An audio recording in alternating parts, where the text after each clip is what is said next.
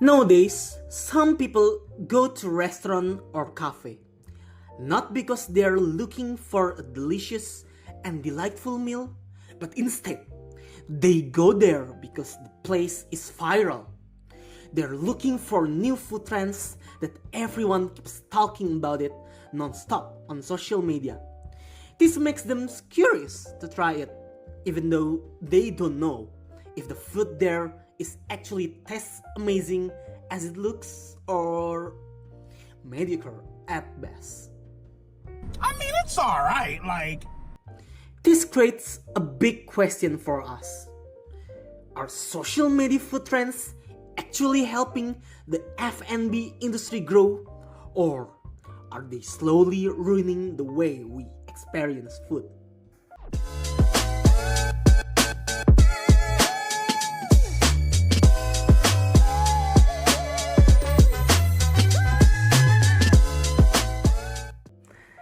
Hello guys, welcome back with me, Ricky Kurniawan, in the latest segment you all have been waiting for, Deep Talk with Ricky. And this very special day, we'll be discussing about a very interesting topic about social media food trends and how it influences F&B industry, especially in Indonesia. I'm really sure you guys know a person will always take a picture of their food before eating it, and then they upload it on their Instagram or TikTok. Who knows, you've done this too. This is actually a sign that social media has really changed the way we discover and experience food, because it's no longer just about taste, but also about visuals, presentation, and how good the food looks on camera. This is also what caused the modern F&B industry to adapt to food trends on social media so they can attract more visitors and customers. This can be really good for the growth of our F&B industry, but it can also lead to some concerns that we should be aware of. And today, we're going to discuss it even more. First, the starting point. Before social media like Instagram and TikTok was created, food trends have actually already existed. Back then, food trends spread much slower. It takes years. Restaurants become popular because people kept coming back, telling their friends from mouth to mouth and recommending it to others. If the food was good, the place became popular and filled with a lot of people.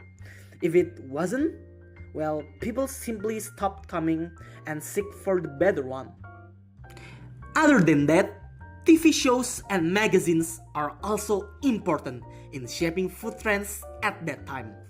Instead of scrolling through Instagram or TikTok, people watch cooking shows, food reviews, and culinary programs on their TV that introduce new menus and eating places to the public.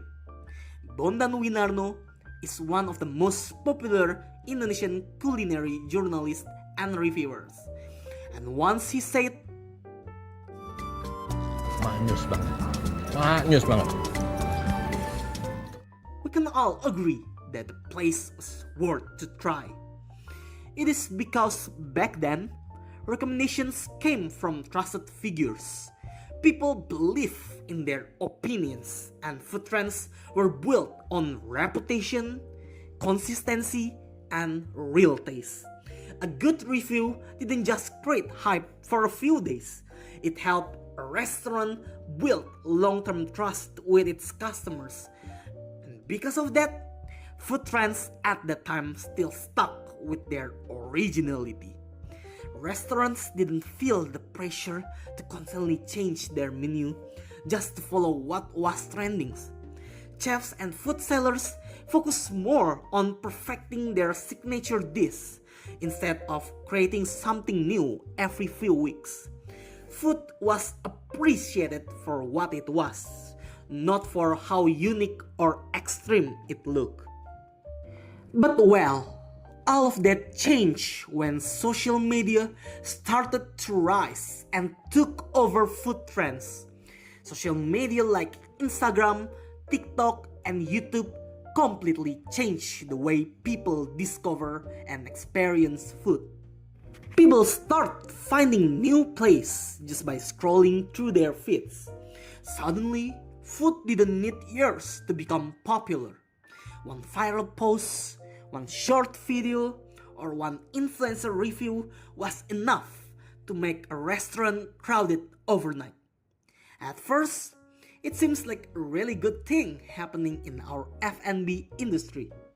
Small food business now can suddenly become crowded with customers because it went viral on social media.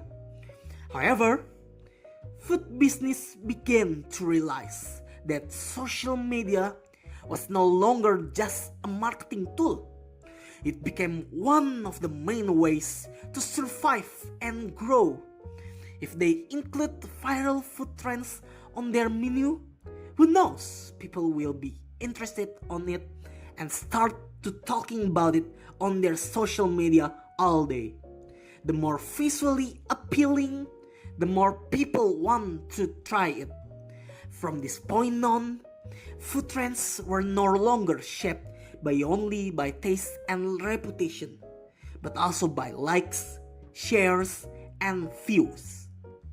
As social media grows, food trends also become bigger and unavoidable for all modern F&B industry. What started as inspiration slowly turned into pressure. Restaurants and cafes now feel the need to keep up with whatever is trending online, just so they don't get left behind. This is also because a lot of social media users out there experience FOMO, the fear of missing out. Hey y'all, FOMO. Yo. Each time they see new viral food trends on social media, they become obsessed with it and want to try it right away, fearing that they'll miss it out if they don't try it soon. Every year, there is always a lot of viral food trend that takes over the internet, and it also shakes the F&B industry. What starts as a single post or video can quickly turn into a global sensation, and Indonesia is almost always a part of it. One of the biggest food trends in 2025 is Dubai chocolate. It is a fancy chocolate filled with a creamy pistachio tahini filling mixed with crispy shredded phyllo dough called knafe. It went viral because it looks rich, fancy, and extremely satisfying on camera. Dubai chocolate trend was so globally massive that suddenly almost every cafe, bakery, and dessert shop all across the world start selling their own version of it, and even using it as inspiration to create cakes, ice creams, and other kind of desserts. It is not just a simple food trend, it is a global sensation caused by the social media, where everyone feels the need to try it, talk about it, and post it online. People are willing to queue for hours just to try the chocolate and even resell it to others at a much higher price. This is the true power of social media food trends. A single viral moment can shape consumer behavior instantly, influence business decisions, and completely change the direction of the F&B industry in a very short time.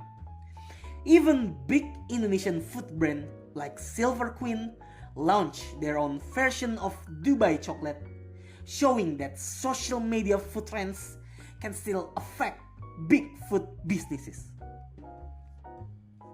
Dubai chocolate is not only the example of the biggest food trend of the year, there's also a thing that everyone, especially in Indonesia, truly obsessed with.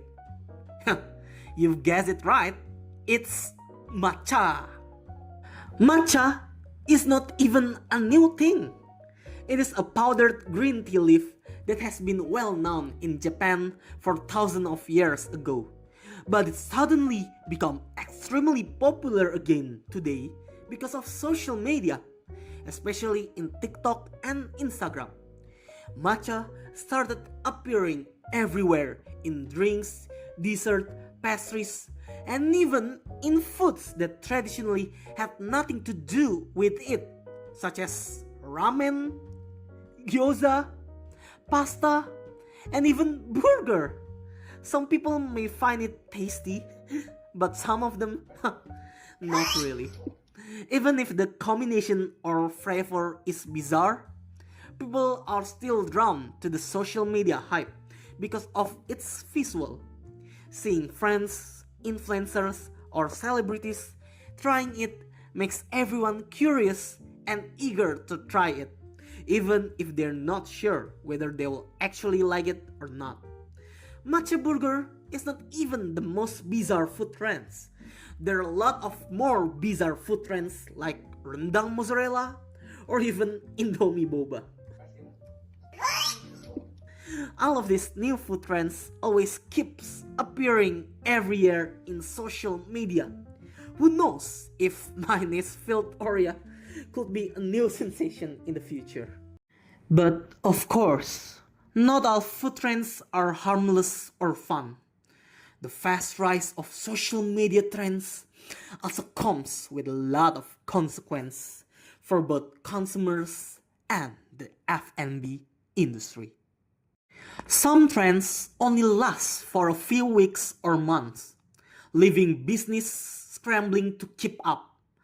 Restaurants and cafes may invest time, money, and resource into creating viral menus, only to see the hype die out quickly. This can be frustrating for smaller business that don't have the budget to constantly chase trends. For example, remember that the rainbow bagels trend? They look stunning on Instagram, but many cafes found that customers didn't actually return for them once the trends faded. The same thing happened with Dalgona coffee. It exploded online, particularly because everyone at home could make it themselves easily and share their creations on social media while they are still stuck at home during the pandemic. But once the pandemic was over, the obsession for Dalgona coffee quickly faded. Cafes that had invested in promoting it or adding it to their menus saw a sharp drop in demand. Many customers had already moved on to another trend, leaving business with products that no longer attract attention or sales. While for consumer, the obsession with trends can take away the joy of experience food itself. People start eating for the photo or the post rather than the taste. Weird combinations sometimes go viral just for being Instagrammable. It may look visually good, but not everyone actually enjoy the flavor of it. In some cases, trends can even damage the brand. If a business forces a weird trend that doesn't fit their identity, it can confuse or disappoint loyal customers. What was meant to attract attention could end up backfiring, leaving the restaurant or cafe worse off than before. Not to mention, if every business jumps on the same trend, then the market becomes overcrowded. The uniqueness disappears. Customers get bored faster, and even businesses that were trying to innovate end up just blending into the crowd.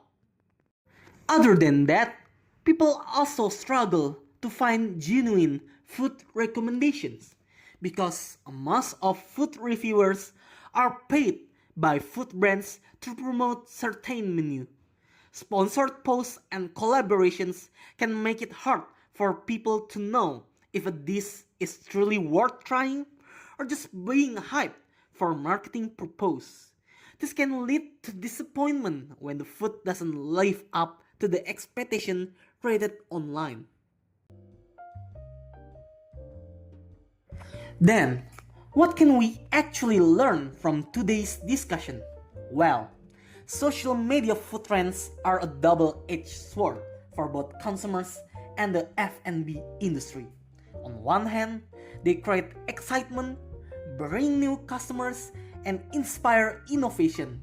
A viral post can turn a small cafe into an overnight sensation, giving creative chefs and food sellers the chance to showcase their skills to a wider audience. But on the other hand, trends can also come with pressure, risk, and disappointment. Business may waste time and resource for temporary trends. The main thing we should consider is every people should enjoy the trends without letting them dictate every food choice. Business should innovate while staying true to their identity, creating products that still reflect their brand originality rather than blindly chasing every viral food trends. So, next time you see a viral food trend online, ask yourself, are you trying it because it looks appealing or just because everyone is talking about it? Either way, it's clear that social media will always continue shaping the way we eat, for better or worse. Okay, so that's the wrap up for today's Deep Talk with Ricky. I hope you enjoy the video. Don't forget to like, share, and subscribe. And have a nice day. See ya!